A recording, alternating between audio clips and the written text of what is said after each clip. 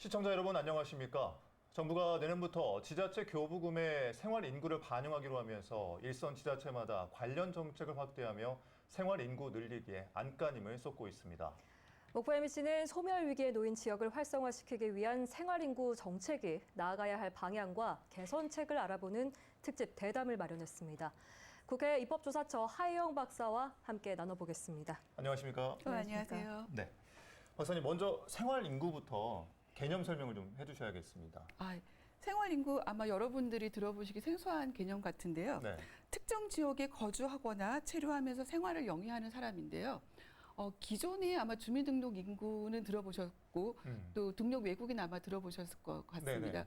그런 정주 인구 외에 체류 인구라는 새로운 개념이 생겼는데 네. 체류 인구는 주민등록지 이외의 지역에 이제 방문을 해서 방문 시간이 3시간 이상 네. 되는 사람이 월 1회인 사람을 이제 계산합니다. 예를 들어서 제가 이제 그 서울에서 주민등록증을 갖고 있는데 네. 오늘 목포로 내려왔죠. 네. 목포에서 지금 촬영하면서 아마 오늘 3시간이 넘을 것 같습니다. 그러면 그 3시간이 넘어서 저는 오늘 목포에 체류 인구로 계산이 됩니다. 그래서 생활 인구가 한 명 늘고요. 네. 내일은 제가 한평군에 방문을 할 건데 네. 한평군에서 이렇게 둘러보면서 3시간 이상이 되잖아요. 네. 그럼 한평군에 체류 인구 한 명으로 등록이 돼서 제가 이제 생활 인구가 한 명 늘어나는 걸로 돼 있습니다. 그래서 그 생활 인구라는 것이 이제 기존의 정주 인구 플러스 방문하고 체류하는 체류 인구도 포함하는 그런 개수라고, 그런 이제 인구 추계라고 생각하시면 될 것 같습니다. 저희가 보통 생각하고 있는 그 인구 개념이 좀 확대된 것 같은데. 커졌죠. 예. 네, 정주 인구 커졌습니다. 플러스 정주 체류 인구 플러스 인구니까. 체류 방문하는 인구가 이제 플러스 된 거죠. 저는 하나 더 궁금한 게 있는데 그게 월 1회 3시간이라고 하셨잖아요. 네. 그 3시간을 기준으로 둔 이유가 있습니까? 이제 그 시간을 어느 정도 할지 계속 연구자들이 고민을 하다가 네. 3시간이란 거는 사실 이게 관광 인구 추계를 할 때 3시간을 주로 쓰거든요. 그래서 최소한 이제 방문을 많이 하면 좋지만은 네. 뭐 관광이라도 할 수 있도록 네. 3시간 최소한의 기준을 주었습니다. 그렇지만은 지금 이제 많은 얘기가 연구진들이 얘기하는 게 너무 관광이다.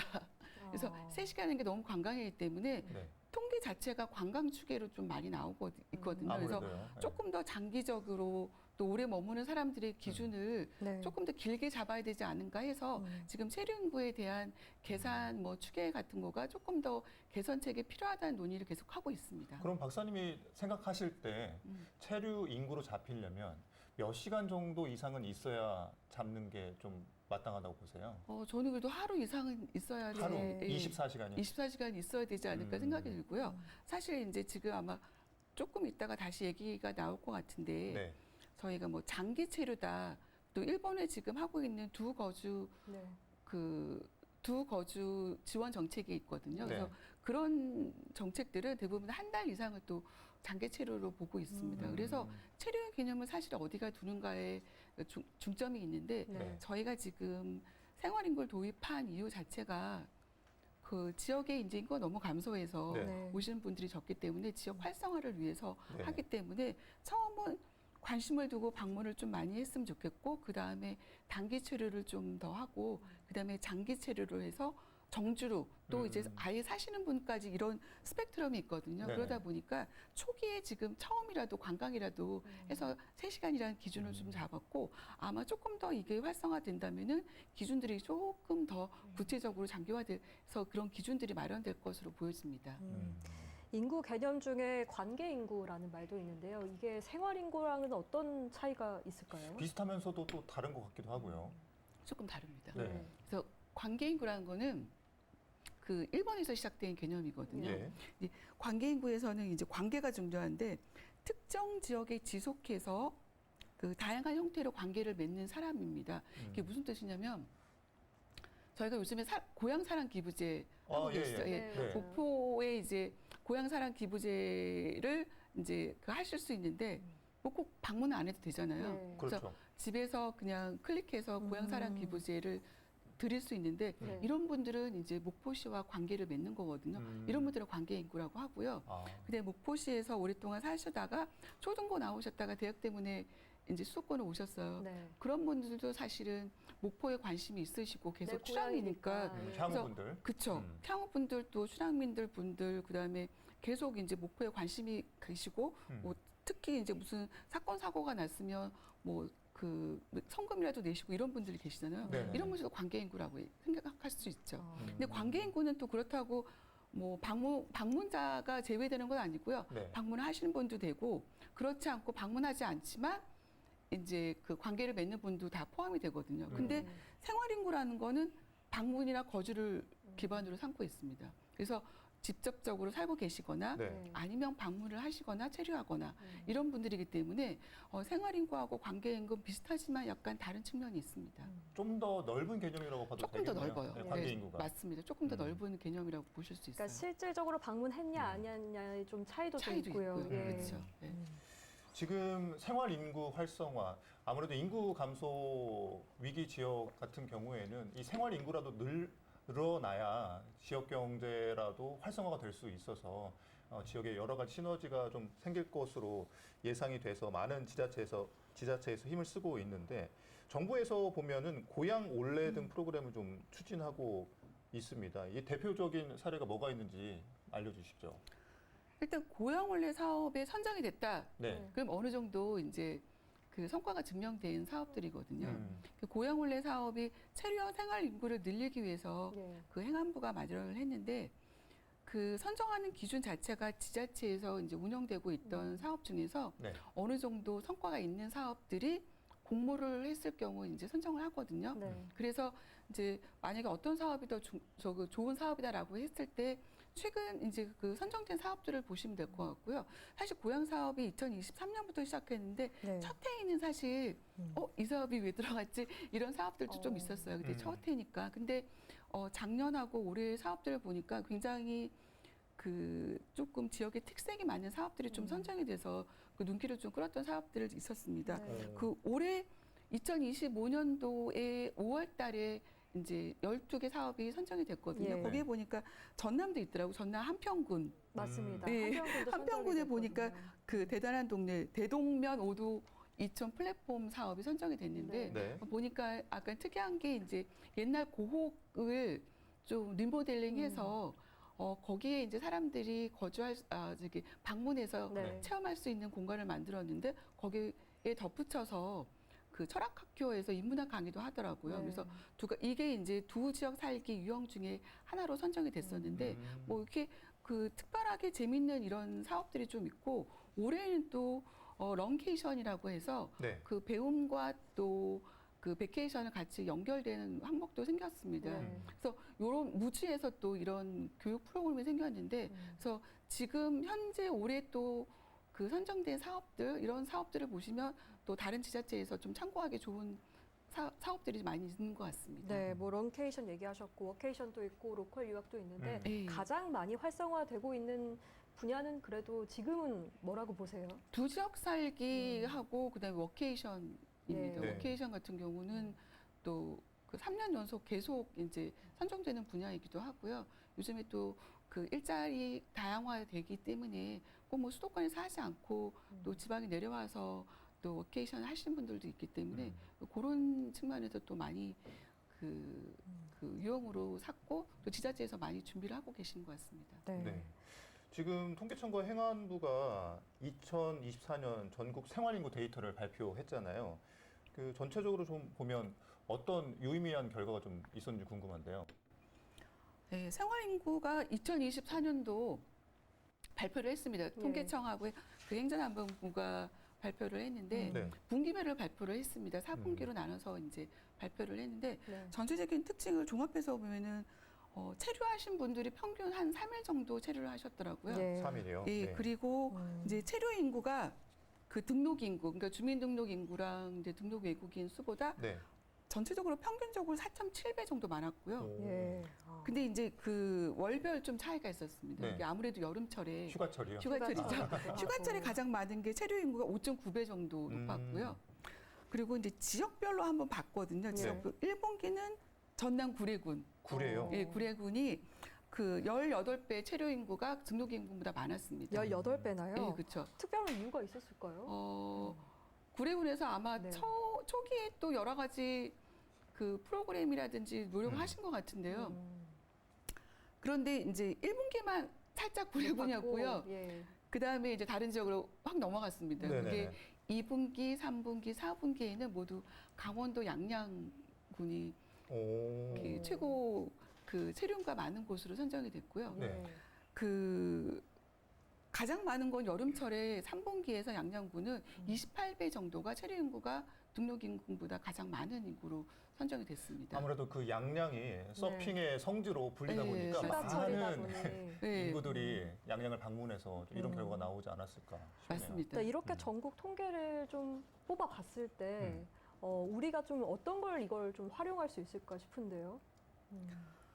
생활 인구 일단은 그 추계가 어느 정도 되는지에서 생활 인구 네. 추계가 저희가 이제 그 뭐 명수도 있지만은 네. 체류 일수도 있고 그 다음에 남녀 성별 비율도 있고 네. 여기에 지금 저희가 그 생활 인구 추계에서 하는 게 추계 그 아까 말씀드렸던 체류 인구라는 게 어떤 등록된 사람은 아니기 때문에 어떻게 네. 계산을 하냐면 카드사하고 그 통신사의 통신사를 이용해서 그 정보를 이제 결합해서 하는 네네. 데이터거든요. 그러다 보니까 얼만큼 소비를 했는지도 나옵니다. 그래서 이제 그 통계청에서 생활 인구 이제 계산을 톡 하면 이제 저기 나오는 게 카드를 얼만큼 했는지, 네네. 그 다음에 이제 어느 정도 머물렀는지 이런 통계들이 나오기 때문에 이런 걸 통해서 어떤 사람들의 지금 체류 인구의 특성이 무엇인지를 파악할 수 있어서 그런 데이터를 만약에 이제 축적된다면은 저희가 그 이제 많이 방문하기 위해서 어떤 점에 또 주안점을 둬야 되는지 그런 정책들이 좀 나올 수 있을 것 같습니다. 그러니까 생활 인구 정책을 주도적으로 추진하는 지자체 같은 경우에는 이런 데이터들을 좀 심도 있게 그렇죠. 분석을 한다면 더 많은 생활 인구들을 유치할 수 있겠네요. 그렇죠. 네. 네. 그러면 그런 측면에서 보면 생활 인구가 지방 소멸 위기를 대응하는 데 있어서 좀 효과가 있다고 보세요? 효과가 있었으면 좋겠습니다. 그런데 네. 그 생활인구 그 질문을 이제 저 이런 자료 많이 봤는데 네. 일단 생활인구 그가 2023년도에 만들어지다 보니까 네. 얼마 되지 않았습니다. 이게 되게 많은 지자체에서 관심이 있어서 그렇지 제도 자체는 도입된 지가 얼마 안 됐거든요. 게다가 지금 생활인구 제도가 조금 보완될 사항들도 있습니다. 네. 왜냐하면 아까 말씀드렸듯이 체류인구라는 게 그 해당 지역에 방문해서 3시간이면 3시간, 네. 3시간을 하고 사실 3시간이 있거나 제가 오늘 하루 종일 있거나 똑같이 일로 계산됩니다. 그러니까 이게 그 측정이 굉장히 세분하게 되어 있지는 않거든요. 네. 그러다 보니까 그 일단 체류 인구에 대한 개념을 조금 재정립해야 된다는 얘기가 계속 나오고 있고요. 네. 또 지금 있는 체류 인구는 관광 예. 쪽에서 초점이 맞기 때문에 이 추계로 가면 강원도 양양군 계속 1등 할 것 같습니다. 그래서 체류의 개념을 우리가 관광만 있는 것이 아니기 때문에 네. 그 살아가기 위해선 그 또 장기적인 체류가 필요하고 정지로 넘어가기 위해서는 개념을 좀 재정립할 필요가 있고요. 네. 두 번째가 체류 인구 아까 이제 그 아나운서께 첫 번째 얘기하실 때 예. 그 지방교부세의 생활 인구가 산정된다라고 아직은 안 됐습니다. 그게 2026년도에 네. 지방교부세 산정할 때 지표로 사용하겠다는 행안부 발표가 있었고 인센티브를 더 주겠다라는 거죠. 그렇죠. 네. 그다음에 이제 그 인구 소멸 기금을 산정할 때 네. 또 평가할 때 지표로 사용했다 이런 얘기가 있는데 아직은 정확하게 발표되지 않았고요. 생활 인구를 어디다가 어떻게 쓸지에 대해서는 아직 구체적이지 않습니다. 따라서 생활 인구의 활용도를 어떻게 해야 될지에 대해서 저희가 조금 더 구체적으로 정해야 될 것 같고요. 그다음에 사실은 이제 생활 인구는 사실 개념에 불과합니다. 네. 이 제도를 이용해서 어떠한 구체적으로 이제 추진할 네. 수 있는 정책과 연결을 시켜야 되는데 그래서 지금 나오는 것이 생활 인구를 세코넘 정책이라든지 네. 복수 주소대라든지 네. 생활 인구 등록제라든지 이런 구체적인 제도와 좀 결합시켜서 제도의 실효성을 높일 수 있는 방안이 필요하지 않나. 그래서 이런 전체적인 제도의 그 구성을 통해서 더 효과적으로 생활 인구가 그 활용될 수 있도록 그런 제도를 만들어주는 것이 필요하고요. 그런 전제 하에서 더 노력을 한다면 생활 인구가 인구 감소 를 완화시키거나 줄일 수 있는 또 음. 그런 또 매개체가 되지 않을까 싶습니다. 그러니까 생활 인구가 인구 소멸을 막을 것에 대한 그 효과가 있는지 따져보기 전에 체류 인구에 대한 좀 그런 개념도 제대로 확립을 해야 할 것 같고요. 그리고 말씀하신 대로 생활 인구 등록제 얘기를 하셨는데 이 얘기를 조금 더 나눠보고 싶습니다. 복수 주소제, 그러니까 두 가지 주소, 제가 살고 실제 주민등록되어 있는 주소와 또 내가 생활하고 있는 그 주소를 둘 다 인정하는 것이잖아요. 일단 앞서서 우리나라 적용하기 전에 독일의 복수 주소제 같은 사례가 있습니다. 네. 이걸 좀 설명해 주신다면요. 제가 이 연구를 하면서 이제 유럽을 좀 봤었더니 네. 그 뭐 법으로 하는 것도 있고 법이 없는 것도 있지만 사실 복수 주소제 유사한 개념을 쓰고 있는 국가들은 많이 있었습니다. 네. 특히 이제 독일하고 오스트리아 같은 거 아예 법으로 있었는데요. 네. 독일 같은 경우는 보면은 이제 주소를 여러 곳을 둘 수 있습니다. 다만 주 거주지를 선정을 해야 되고 주 거주지에서는 이제 그 주민으로서의 대표적인 이제 선거권이라든지 이거는 이제 네. 그 주 거주지 주고 그렇지 않은 부 거주지를 여러 곳을 줄 수 있습니다. 그리고 부 거주지는 선거까지는 안 되지만 그래도 주민의 유사한 권리를 좀 찾을 수 있고요. 대신 부 주소지 세금 내야 됩니다. 네. 아. 그래서 둘 다 내는 건가요?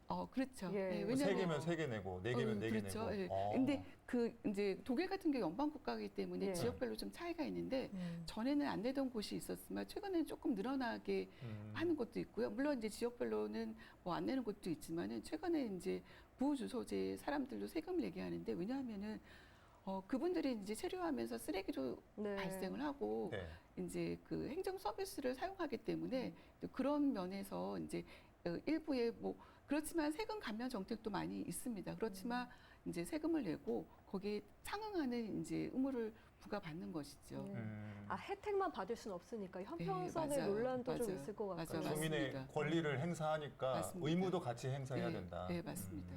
그래서 우리나라도 생활인구 등록제 얘기가 나오는데 구체적으로 좀 어떤 내용이 좀 담겨 있을까요? 우리나라에 적용하기 위한 기준은 어떻습니까? 그 저희가 이제 처음에는 복수 주소제 논의가 계속 나왔었습니다. 근데 네. 그 저희가 주소 제도가 굉장히 오랫동안 유지가 됐었고요. 56년 동안 저희 단수 주소제를 유지하다 보니까 복수 주소제에 대한 그러니까 그 우려도 있고 걱정도 있다 보니까 그 복수 주소제를 당장 도입하는 거에 대한 좀 반대 의견도 사실 있습니다. 네. 특히 이제 주소제를 잘못 썼을 경우 걱정되는 분들이 이제 그 주택을 투기로 사용하지 않을까. 그러니까 부 주소제에 와서 이제 직접 살라고 네. 이런 제도를 도입했는데 살지 않고 임대 사업을 하시거나 그래서 저희가 생각지도 못했던 네. 다른 측면이 있지가 않을까 이런 우려들이 좀 있고요. 네. 그래서 나온 얘기가 최근에는 그러면은 그 복수 주소제까지는 가지 않더라도 네. 생활 인구의 등록제라든지 일명 또 생활 등록제라고도 하는데 네. 이런 제도를 도입을 해서 사전 단계로 좀 전 단계로 한번 사용해 보는 거 어떨까라는 얘기가 나옵니다. 네. 근데 이거는 뭐 최근 나온 얘기는 아니고요. 정부가 2023년도에 인구 감소 지역 대응 기본 계획을 수립할 때 이미 장기 생활 인구 등록제라는 걸 좀 언급을 했었습니다. 그게 주민등록지 이외의 지역에 네. 장기적으로 체류하는 사람을 좀 등록시켜서 그분들한테 공공 서비스 혜택을 주는 이런 제도를 얘기를 하고요. 예. 이게 왜 그 전 단계냐면은 복수 주소제를 도입을 하려면 일단 주소 체계를 조금 변화를 해야 됩니다. 그래서 정부가 나서서 등록을 전체적으로 국가적으로 좀 그 정비를 해야 되는데 네. 행정적 부담도 좀 있겠네요. 있죠. 예. 네, 있고 전체적인 이제 통일된 이제 제도를 만들어야 되는 시스템도 갖춰야 되는데 네. 생활 인구 등록제는 사실 지자체에서 자체적으로 좀 해볼 수 있습니다. 그게 지금 여러분도 아마 많이 들어보셨을 것 같은데요. 네. 네. 전남도 전남사랑 도민제 있죠. 네, 국민등록증. 네. 전남사랑 서포터즈 같은 네, 거. 예, 그게 이제 네. 정식 명칭으로는 전남사랑 도민증이라고 해서 도민증, 예, 네. 맞습니다. 지금 전북은 전북사랑 도민증이 있고요. 지금 여러 지자체에서 네, 좀 하고 맞습니다. 있는 걸로 알고 강원도에서 있는데. 강원 생활 등록증 도민증이 있고요. 네. 그다음에 강원도는 2005년도 얼마 전에 생겼고요. 내년에는 충북도 생깁니다. 충북에 생활 도민증이라고 생기는데 그 외에도 지금 시, 군, 구에서 각각의 이제 도민증이라든지 국민증, 시민증을 만들고 있는데 강진구는 이름이 되게 예쁘더라고요. 네. 강진군의 품은 강진 품에 강진품의 품은 네. 국민증 그렇게 네. 지자체들이 그런 그 도민증, 시민증, 국민증을 만드는데 네. 근데 이제 이런 그 도민증, 시민증, 주민증의 차이가 있는 거는 그 실제 이 거주를 기반으로 하진 않습니다. 여기 체류를 기반하는 게 아니고 네. 누구나 원하는 사람 아무나 할 수 있는 그런 이제 그 주민증이고요. 그렇지만 이제 정부가 생각하는 또 지금 얘기가 나오는 생활주민증은 실제 어느 정도 거주를 한 분들에게 이제 신고하거나 등록하게 하는 것 그런 제도고요. 네.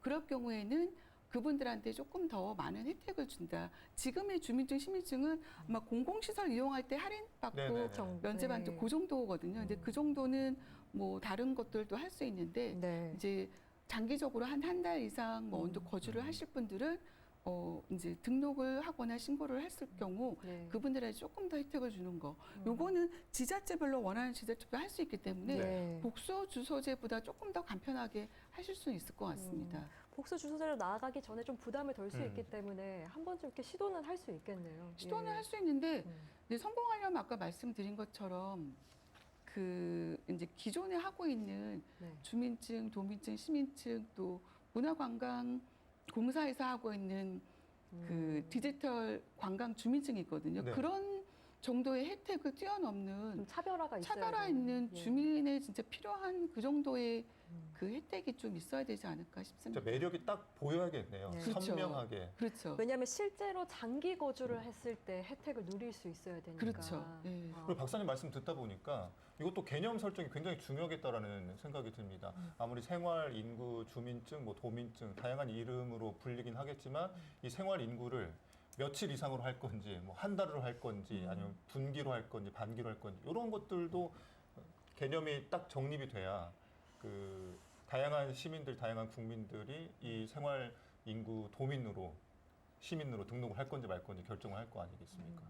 그러니까 지역의 활력을 불어넣고 좀 관광 이런 개념도 있긴 한데요. 박사님 그러면 인구 소멸 지역 가운데서도 그 관광으로 가기도 어렵고 이런 섬이나 도서 지역 같은 이런 곳에 대한 좀 방안은 없을까요? 섬은 네. 생활 인구 네. 그 논의가 아니고 그 상위 단계에서 얘기를 해야 될 것 같습니다. 예. 섬은 사실 그 인구 소멸이 더 심각하게 진행이 되고 있고요. 위험 지수가 가장 맞습니다. 높은 네, 지역이죠. 높죠. 네. 그리고 섬 같은 경우에는 이제 그래도 목포에 그 한국섬진흥원이 네네. 생겨졌더라고요. 맞습니다. 생기고 예. 나서 섬 연구들이 좀 많아지고 있어서 네. 저도 오기 전에 이제 봤더니 음. 그 섬 지역의 인구 이제 그 극감들이 점점점 그 심해지고 가는데 특히 농촌 지역의 섬 인구는 네. 그 대비가 굉장히 더 인구 소멸이 더 빠르게 진행되고 네. 있더라고요. 네. 근데 섬 같은 경우는 저희가 뭐 삶의 그 주민의 삶의 터전이라든지 또 관광이라든지 그 차원을 넘어서서 네. 해양 주권과 국토 안보의 측면에서 좀 다뤄야 될 것 같고요. 음. 그래서 요거에 대해서는 지금 정부가 그 체계적으로 좀 관리 안 되는 부분들이 많아서 조금 더 개선이 필요할 것 같고요. 제가 2003년도에 예. 그 섬 지역 현황과 향후 과제라는 연구 보고서를 썼거든요. 예. 네. 썼을 때 2003년도에 이제 뉴스를 보다가 이제 화가 나서 썼는데 네. 어떤 뉴스에 화가 나셨습니까? 예. 2003년도에 그 일본이 발표를 하나 했는데요. 네. 섬 통계를 발표했는데 섬 통계가 예.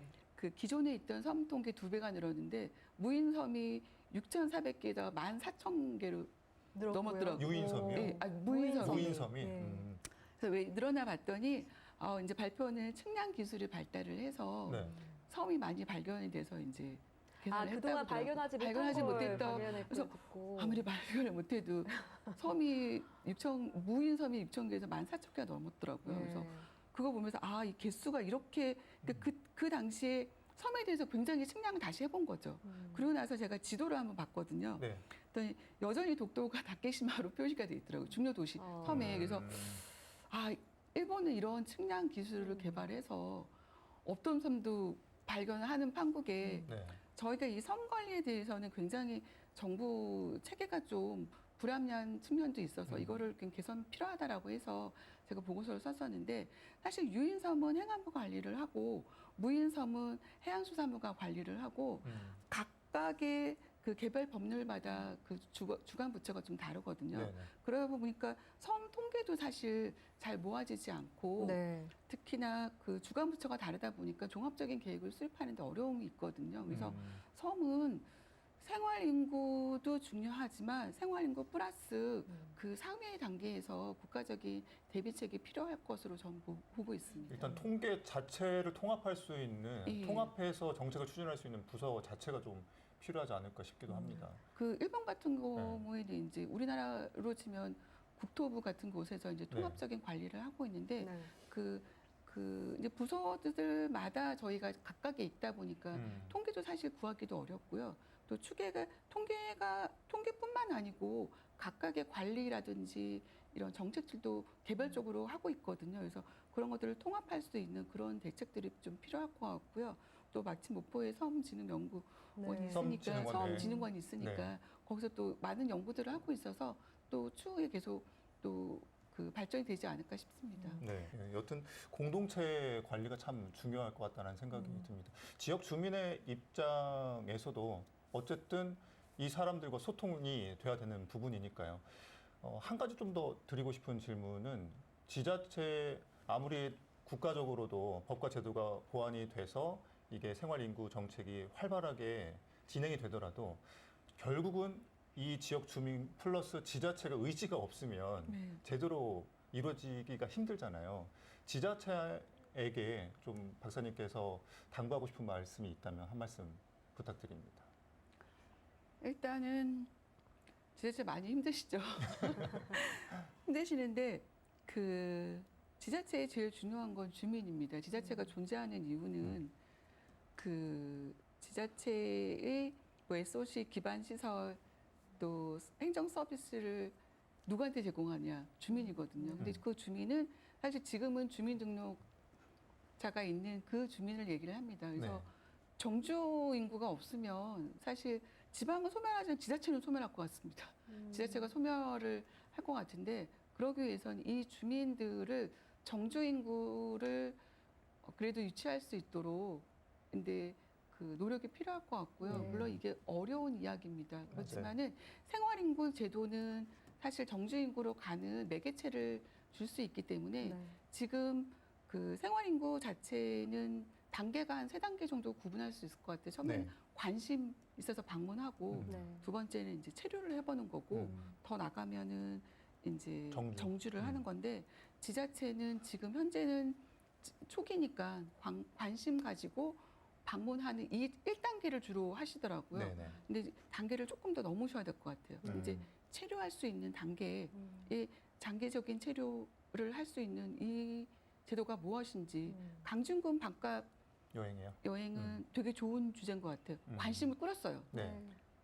그 다음에 이제 그 다음 단계를 넘어가야 돼요. 관심을 끈 이분들이 재방문을 하고 다시 이 강진에 대해서 장점을 찾아서 네. 아 여기 좀 살아보고 싶다. 살려면 어디 빈집에 뭐가 있나? 아 이런 제도가 있습니다. 조금 더 살아볼 수 있습니다라는 이런 게 있으면 이제 계기가 되는 거거든요. 네. 그리고 나서 뭐 마을 기업 활동 나도 할 수 있는데 해보니까 너무 재밌고 보람도 있고 돈도 벌 수 있고 아 그냥 여기서 이거를 통해서 그냥 이 지역에 있어도 되겠구나 하면 이제 정주로 넘어가는 거죠. 그래서 각각의 단계별로 지자체들이 계획을 수립하시고 정책을 수립하셔서 네. 그 단계별로의 중요한 그 계획을 수립하시는 것이 이 제도를 활용하시는 가장 중요한 그 방법일 것 같습니다. 네. 네. 참 그렇습니다. 마음에 와닿는 것은 관심에서 그치면 안 되고 이 사람들이 계속해서 지역을 찾고 네. 결국엔 정주할 수 있게끔 만들어주는 건 법적인 또 제도적인 정책적인 토대가 필요하다라는 게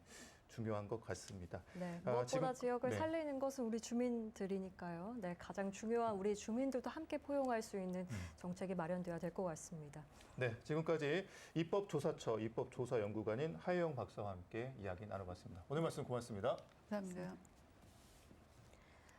지방 소멸의 위기 속에서 저희 생활 인구 개념에 대해서 좀 깊이 살펴봤습니다. 지역의 활력을 되살릴 수 있는 실질적인 대안이 될 수 있도록 하는 정책이 이루어졌으면 좋겠습니다. 함께해 주신 여러분 고맙습니다.